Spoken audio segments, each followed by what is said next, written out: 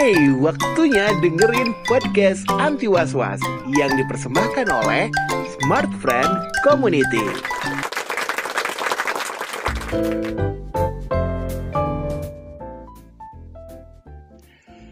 Bismillahirrahmanirrahim. Assalamualaikum warahmatullahi wabarakatuh. Nggak terasa ini hari ke-18 di bulan Ramadan, betul ya? 18 di bulan Ramadan dan cuaca di Bandung juga masih mendung dan hujan, tadi sempat ada hujan juga. Tapi nggak tahu nih kalau misalnya di daerahnya seseorang yang di seberang telepon sana apa kemudian hujan juga atau justru panas gitu. Karena masuknya kalau nggak salah nih di daerah pantai selatan nih ya, daerahnya Cilacap. Kita langsung sapa saja, ada Mbak Erin. Halo, Assalamualaikum. Halo, waalaikumsalam. Sehat Mbak Erin? Sehat sekali. Alhamdulillah, Mbak Erin. Alhamdulillah ya. Jadi di Cilacap sekarang lagi musim apa nih?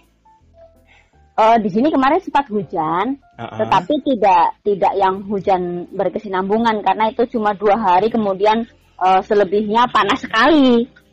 Dan panas sekali di sini. Dekat nggak? Kalau dekat ke pantai nggak, Mbak Erin? Kalau tempat tinggal saya ini di daerah yang jauh dari pantai, karena ini saya tinggal di daerah Cilacap bagian paling utara, jadi sudah berbatasan dengan Banyumas, Kabupaten Banyumas, jadi jauh dari pantai. Oke, Cilacap tuh ngapak kalau nggak salah ya, masuk daerah. Ya, bahasanya bahasa Banyumasan. Banyumasan, betul. Asik nih, Mbak. Ya. Bulan puasa gimana nih di Cilacap? Puasa kali ini berbeda ya dengan tahun-tahun sebelumnya. Kalau biasanya kan puasa yang lalu-lalu itu, karena Cilacap ini kan memang daerah apa ya, ini masih rural, daerah pinggiran seperti itu. Jadi suasana puasanya itu ya secara umum seperti suasana pedesaan pada umumnya lah ya yang saya tinggal di sini. Tapi kali ini memang lebih sepi dibanding puasa-puasa sebelumnya. Kalau dulu itu puasa itu siang tidak begitu hidup, tetapi kalau malam setelah buka puasa sampai menjelang sahur itu biasanya orang banyak beraktivitas. Tapi tahun ini ya karena COVID ini makanya tidak banyak orang mudik juga. Kemudian aktivitas-aktivitas yang di tempat ibadah juga berkurang seperti itu. Berarti justru terbalik ya? Kan biasanya kalau di tempat lain tuh kayak suasana sore lebih rame gitu ya. Kalau di sana justru malamnya ramenya ya? Yang masa-masa ngabuburit itu juga ramai, tetapi ngabuburitnya itu tidak kumpul-kumpul, kemudian di sini tidak ada budaya nongkrong menunggu buka sih. Jadi gitu? Biasanya tuh orang kalau menjelang buka tuh hanya misalnya bepergian pun itu hanya untuk mencari takjil atau dan sebagainya, kemudian pulang ke rumah. Jadi tidak ada yang namanya nongkrong di mana gitu. Kalau di pantai mungkin, tetapi di daerah pegunungan seperti tempat saya tinggal itu tidak seperti itu. Kalau cuaca sendiri berarti lebih sejuk dong kalau di tempat Mbak Erin ya? Di tempat saya lebih sejuk dibanding Cilacap pantai. Ya. Tapi kalau dibandingkan Bandung, lebih sejuk mana kira-kira? Bandung dong. Saya juga pernah tinggal di Bandung, makanya saya bisa membandingkan. Oh gitu, pernah di Bandung juga? Pernah. Iya. Kalau Mbak Erin, biasanya aktivitasnya apa tuh malam-malam yang tadi disebut rame itu? Kalau di sini, karena saya tinggal di desa nih ya. Jadi kalau anak-anak sini ketika Ramadan itu ya biasa ya jamaah tarawih di masjid, kemudian sepulang dari masjid itu kan pondok pesantren juga masih ada santrinya biasanya. Itu mereka akan seperti itikaf bergaulnya anak-anak desa lah. Jadi bermain petasan bambu atau mungkin kalau yang muda-muda itu saling bergaul, berkenalan seperti itu. Jadi Ya justru setelah ibadah tarawih mereka akan keluar, kemudian tukang-tukang jajan juga akan hadirnya malam-malam. Kalau situasi normal ya, kalau sekarang sepi sekarang. Sepinya sepi banget atau sebenarnya masih ada sih 1-2 orang yang misalnya melakukan aktivitas seperti biasa begitu? Kalau melakukan aktivitasnya semacam bermain petasan atau bermain kembang api itu masih ada beberapa. Tetapi kalau tukang jajan sudah sangat berkurang. Ini memang untuk daerah saya itu cenderung aman ya untuk dampak COVID. Tapi untuk aktivitasnya sangat terdampak karena ini kan daerah saya dilewati jalur provinsi yang biasanya menjadi jalur mudik. Kalau sebelumnya ketika Ramadan karena itu jalur mudik, orang banyak menyiapkan membuka warung-warung di sepanjang jalan untuk orang-orang yang mudik. Sekarang saya tidak melihat banyak itu. Berarti dengan begitu aktivitas ekonomi pun menjadi lesu ya Mbak Erin? Melambat, iya melambat. Lalu sebagai penggantinya apa kemudian yang dilakukan oleh masyarakat nih? Kalau di sini tetap survive gitu. Oke, kalau di sini, ini kan di daerah saya itu rata-rata orangnya petani. Jadi petani ya. Jadi mereka masih menggarap ladang, sawah itu masih. Nah ini sebagian masih seperti ini di jalan masih. Oke. Jadi mereka masih menggarap ladang, sawah, kemudian juga masih berniaga tapi tidak seramai yang dulu. Kalau Mbak Erin sendiri apa aktivitas kemudian yang dilakukan sebelum dan pasca pandemi nih? Oke. Sebelumnya saya memang kan menulis buku dan membuka toko online. Ada juga toko offline-nya sih. Tapi setelah ada masa pandemi ini, toko offline saya sudah tutup karena saya tidak bisa lagi membukanya. Karena memang tidak ada orang datang lagi. Kemudian saya hanya berjualan via online saja. Jadi ya saya sudah tidak membuka toko akhirnya gitu. Oke. Komoditinya apa Mbak Erin? Suplemen kesehatan. Saya itu ya jadi ini salah satu keberuntungan karena saya menjual barang yang masih dibutuhkan. Jadi walaupun sudah tidak bisa menjual secara langsung, tapi secara online orang masih mencari produk saya. Jadi saya masih lebih beruntung walaupun saya juga merasakan dampaknya karena suami saya juga kena PHK, jadi itu berasa sekali. Oke. Kalau suami ini harus dirumahkan pada akhirnya ya? Betul. Karena perusahaannya tidak survive. Bekerja di perusahaan kontraktor. Oh, di kontraktor. Oke. Mbak Erin, berarti kalau Mbak Erin sendiri sebetulnya tidak bertani ya? Berarti walaupun saya bertani. Oh, bertani juga? Iya, saya menggarap sawah. Asik. Ya. Sudah apa nih? Menuju berapa bulan lagi menuju panen? Kemarin panen itu bulan Februari, jadi saya baru tanam 3 minggu yang lalu.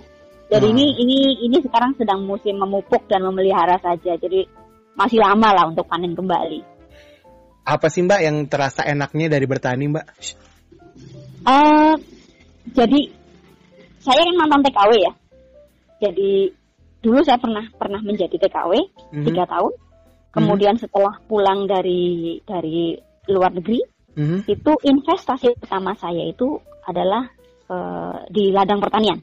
Saya membeli sawah, gitu. Karena memang saya kan tinggal di desa. Karena saya berpikir itu bukan hanya sebagai jaminan masa depan karena nilainya akan terus bertambah, tapi juga bisa untuk jaga-jaga. Ya saya pikir saya maupun suami saya itu pekerjaannya tidak stabil kan. Jadi kalau saya punya hasil dari sawah, itu setidaknya saya bisa mengulur waktu untuk tetap bertahan seperti itu loh. Betul. Hasil dari sawah tidak begitu banyak kok. Tidak begitu banyak. Tetapi bisa menghidupi. Gitu. Wow, saya sendiri nggak nyangka nih. Mbak Erin dulu sempat jadi TKW. Kemana Mbak kalau boleh tahu? Ke Taiwan tahun 2012 sampai 2015. Saya di Taiwan bekerja jadi pembantu rumah tangga. tetapi di sana juga menulis buku. Wow, mantap. Dan keren. Ya menulis buku, kemudian berorganisasi dengan teman-teman di bidang pustaka. Saya juga mendirikan pustaka jalanan di sana. Pulang ke sini juga masih memberdayakan sesama mantan TKI untuk bisa terus berkarya di tanah air, juga masih sampai sekarang juga masih jalan sih. Masih jalan ya. Itu dekade tahun berapa Mbak kalau boleh tahu? Saya di Taiwan tahun 2012 sampai 2015. Berarti belum lama juga lah ya hitungannya ya. Belum. Saya baru di rumah itu baru 5 tahunan saya baru rumah. Nah, ini yang saya juga jadi penasaran. Biasanya mereka yang sudah kadung menjadi TKW atau TKI ya, itu kan jadi semacam ya sudahlah menyandarkan hidup ke sana gitu. Mbak sendiri kenapa kemudian hanya mengambil waktu 3 tahun untuk berada di luar negeri? Jadi begini, sebab saya pergi ke luar negeri itu kan sebabnya juga kan bukan bukan sesuatu yang saya sangka-sangka sebetulnya, Kak. Dulu kan saya dan suami punya usaha, kemudian usaha kami kolaps, dan saya dan suami harus mencari solusi secepatnya untuk keluar dari masalah kan. Dan saat itu karena saya tinggal di desa, kemudian kondisi di sini juga tidak memungkinkan, itu saya melihat bahwa menjadi TKI itu adalah pilihan yang masuk akal untuk mengumpulkan uang secepat-cepatnya agar permasalahan usaha itu teratasi. Jadi berangkatlah saya ke Taiwan karena saya berpikir saya punya modal, saya bisa berbahasa Mandarin, saya bisa berbahasa Inggris, dan tenaga saya masih kuat, gitu. Okay. Jadi ketika sampai di Taiwan pun fokus saya ya sudah hanya untuk menyelesaikan masalah yang saya tinggalkan di Indonesia kan. Oh, jadi semacam apa ya, way out sementara ya sebenarnya gitu ya. Tidak, tujuan saya dulu pertama seperti itu. Saya memang tidak bercita-cita untuk berprofesi sebagai buruh migran. Saya tidak ada cita-cita untuk itu. Karena kan ketika berangkat pun saya sudah dalam proses mulai menulis. Saya masih ya karena memang passion saya kan memang ditulis di buku ya. Jadi saya masih menulis, tapi kan itu tidak bisa untuk hidup dan tidak bisa untuk mengatasi masalah yang saya alami. Oke. Jadi ketika saya sudah bekerja di Taiwan 1,5 tahun itu permasalahan saya teratasi. Selama 1,5 tahun bekerja itu saya ada di titik 0, yang tadinya minus kemudian saya di 0. 1,5 tahun. Kemudian 1,5 tahun berikutnya itu adalah masa-masa saya mengumpulkan, gitu loh. Saya mengumpulkan hasil yang akhirnya saya bawa pulang dan saya investasikan di sebidang tanah untuk bertani dan juga untuk memulai usaha kembali seperti itu. Saya rasa itu cukup. Apa yang kemudian paling berat Mbak ketika harus mengambil keputusan itu? Berpisah dengan anak dong. Pada saat itu kelas berapa? Saya dulu sedang menyapih anak saya. Subhanallah. Itu yang membuat saya benar-benar saat ini tidak ingin lagi menjalani profesi sebagai buruh migran karena mungkin saya bisa, saya kuat, tenaga saya kuat, kemudian saya akan mudah mendapatkan uang di sana. Tetapi ada banyak sekali hal yang harus saya korbankan, terutama untuk pertumbuhan anak saya. Gitu. Jadi itulah yang membuat saya sesusah apapun di sini itu selama masih bisa saya jalani, tidak menemui jalan buntu seperti dulu saya mengambil keputusan yang dulu itu, saya akan tetap ada di sini karena hidup saya pikir sekarang goal saya hanya untuk anak-anak sih. Oke, luar biasa. Berarti ini yang menarik gitu karena kan banyak yang kemudian menjadi, ada beberapa lah saya pernah dengar, ada beberapa yang menjadi buruh migran itu karena memang sudah tidak punya pilihan lain, bukan karena di planning seperti yang Mbak Erin lakukan begitu kan. Nah ini mungkin juga Mbak Erin mengamati itu ya selama menjadi TKI gitu. Berapa banyak saudara kita yang kemudian datang ke sana malah beberapa kemudian tidak punya keahlian apa-apa yang akhirnya menyerap menyerah pada nasib begitu. Iya, Nah, itu ya. Apa yang kemudian Mbak Erin lakukan untuk mengedukasi supaya menjadi TKI yang menjadi buruh migran yang terencana seperti apa yang Mbak lakukan? Kalau saya berkali-kali saya bilang kepada teman-teman saya dulu yang bertemu di sana atau yang memang masih di sana kemudian saya kenal, itu berkali-kali saya bilang invest, save your money. Itu yang paling utama saya tekankan. Jadi tahan diri untuk tidak terus-terusan mengirimkan uang ke desa, karena dulu itu yang saya lakukan. Sampai ibaratnya saya tuh tega lah. Saya tuh menutup mata anak saya, suami saya di desa, saya tutup mata karena ini planning saya seperti ini. Jadi saya harus benar-benar fokus menyelesaikan masalah, menyelesaikan hutang-hutang saya. Kemudian setelah itu baru. Nah itu di masa-masa seperti itu memang berat sekali, gitu loh. Okay. Jadi teman-teman saya kan banyak yang tidak terencana untuk pengelolaan uangnya. Itu yang membuat mereka di akhir masa kontrak mereka itu kemudian mereka tidak punya apa-apa, gitu loh. Jadi karena sebulan dikirim. Ya memang di desa itu membutuhkan, kebutuhan itu akan jalan terus, gitu loh. Jadi ini juga tidak lepas dari kerjasama suami. Kalau saya bilang dulu sih, jadi ketika saya berusaha di sana, suami saya juga berusaha di sini, gitu. Jadi kami memang bersinergi. Jadi sudah kesepakatan seperti itu. Baik. Berarti sebetulnya kacamata yang kemudian diperlihatkan oleh salah satu sinetron itu ya, kita tahu beberapa waktu belakangan ke belakang di salah satu sinetron itu betapa kemudian seperti itulah nasib buruh migran dan keluarganya di tanah air begitu. Itu tidak semuanya seperti itu atau memang itu justru gambaran umum dari buruh migran di kita? Boleh dibilang itu sih gambaran umum, karena orang yang terencana itu tidak banyak. Tetapi bukannya tidak ada. Buruh-buruh migran yang berhasil dalam tanda kutip berhasil di negara penempatan itu juga banyak sih. Karena gini, sekarang di Taiwan itu kan ada universitas terbuka. Di Hong Kong juga. Jadi saya juga menyarankan teman-teman yang bekerja di sana itu juga untuk kalau punya kesempatan belajar, ikutlah, belajarlah. Karena nanti ketika pulang ke Indonesia itu akan sangat berguna. Gitu loh. Okay. Kemudian juga ada kursus-kursus yang diberikan oleh NGO di negara itu untuk mendidik para buruh migran ini untuk bisa memanage keuangannya juga banyak di sana. Jadi kalau sudah ditempatkan di negara tempatnya bekerja itu membuka diri, membuka wawasan, apalagi sekarang sudah ini zaman internet gitu loh. Betul, serba online ya Mbak ya. Ya.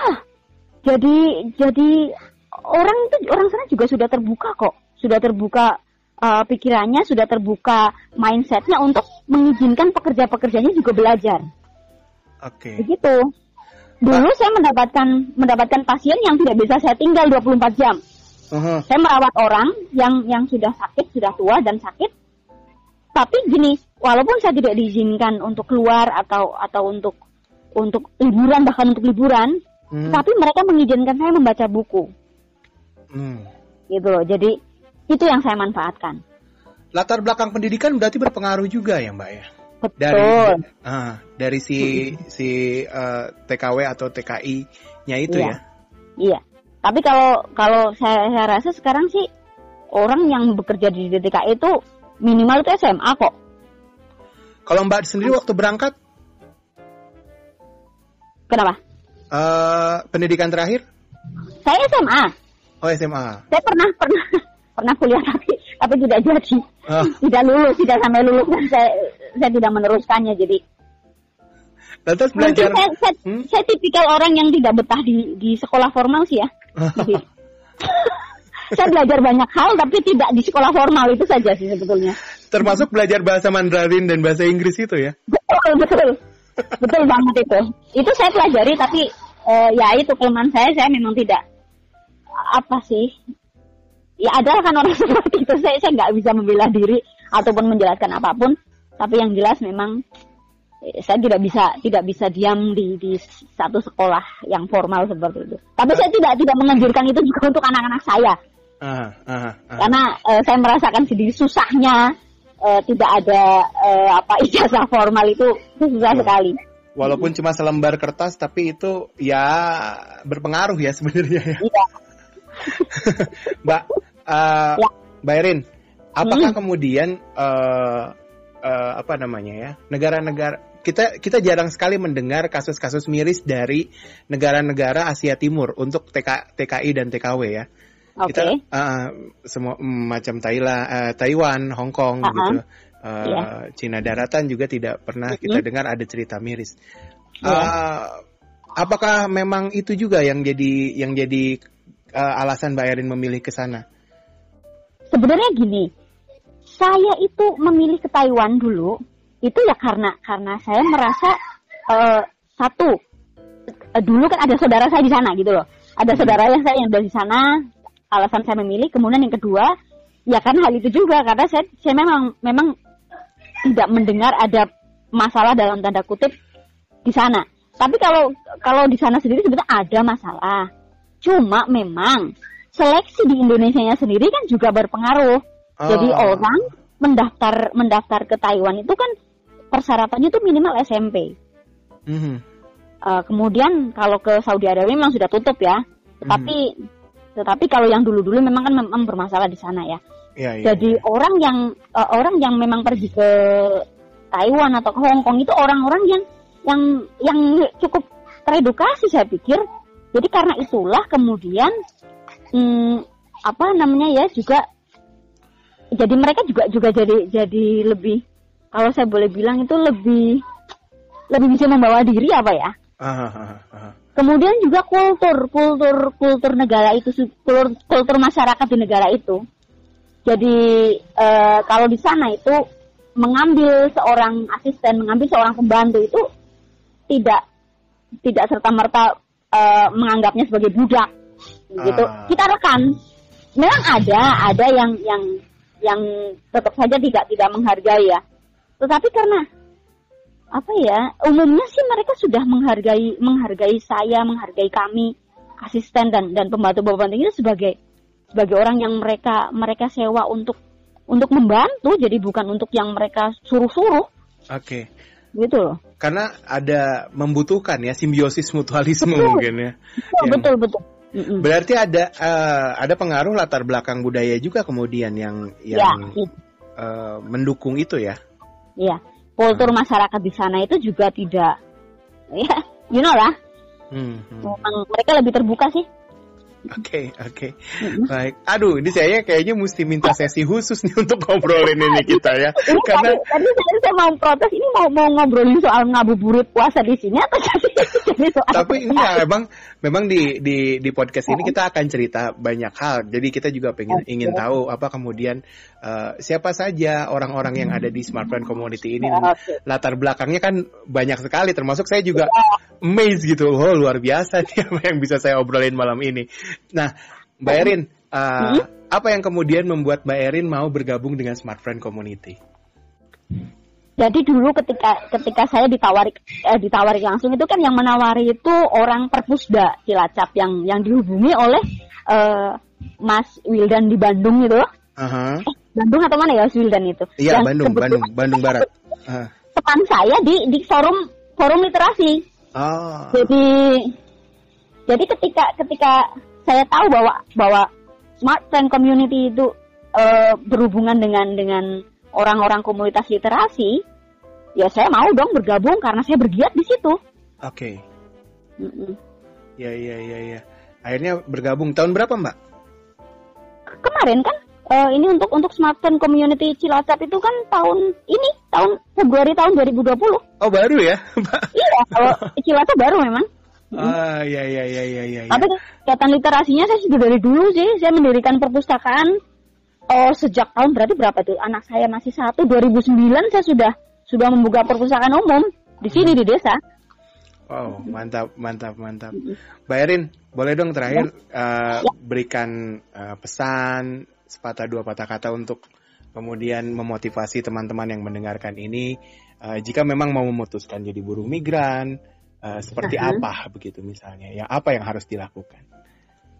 Sebetulnya ini semuanya bisa berkarya, bisa apa ya, memberikan kontribusi ke masyarakat.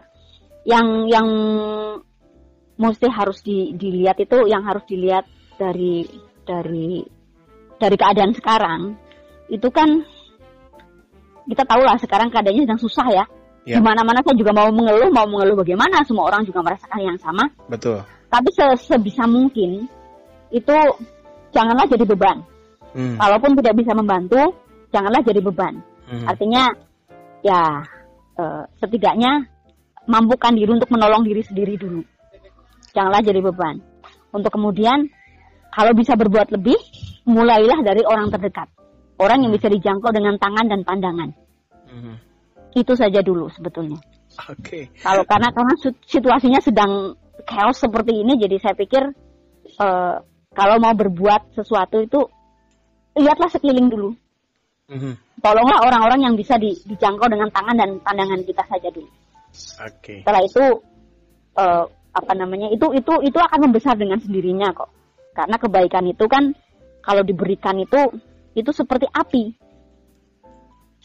Menulari dan membesar. Kemudian akan bekerja dengan tuntas. Api kan seperti itu. Itu sifat baik apinya gitu yang saya ambil. Mbak Erin, luar biasa hal yang Mbak Erin share malam hari ini, tentu juga berharga. Ini utamanya buat saya sendiri, ada hal yang saya tangkap dan banyak sekali. Semoga ini juga bermanfaat untuk yang mendengarkan yang lainnya ya. Oke. Terima kasih Mbak Erin. Ya, gimana? Saya lupa. Itu kan saya menulis bukunya tentang persahabatan anjing dengan seorang anak yang Down syndrome. Saya sebetulnya ingin saya mencari diskusi soal anak-anak berkebutuhan khusus ini. Kalau di Smartfriend Community itu siapa ya orangnya ya? Oke, nanti kita cari tahu. Saya juga kebetulan untuk sisi itu saya juga belum paham betul. Tapi by the way, terima kasih sekali lagi Mbak Erin, sehat selalu, salam untuk keluarga. Kembali doa yang sama juga untuk Bang Nado. Oke, assalamualaikum. Waalaikumsalam. Itu dia obrolan saya bersama dengan Mbak Erin dari Smartfriend Community Cilacap. Aduh, saya jadi speechless nih, friend, mendengarkan apa yang diutarakan Mbak Erin. Dan luar biasa, semoga tentunya sekali lagi ini bisa mendatangkan manfaat untuk kita semuanya. Untuk teman-teman yang kemudian mau memutuskan menjadi buruh migran, suatu hari nanti setelah semua ini selesai, bisa di-planning ulang mungkin. Kalau belum berplanning, di-planning ulang seperti apa yang tadi diungkapkan oleh Mbak Erin, supaya nanti tidak menjadi kesia-siaan ketika pulang ke tanah air. Seperti itu, friend. Jangan lupa untuk simak juga berbagai info menarik yang disajikan di Smartfriend Community melalui akun medsosnya di Instagram, di Twitter, dan juga Facebook, serta YouTube. Tentunya juga jangan lupa dengerin podcast Anti Was-Was terus setiap harinya. Saya Big Dado Firmansyah undur pamit. Assalamualaikum warahmatullahi wabarakatuh. Bye.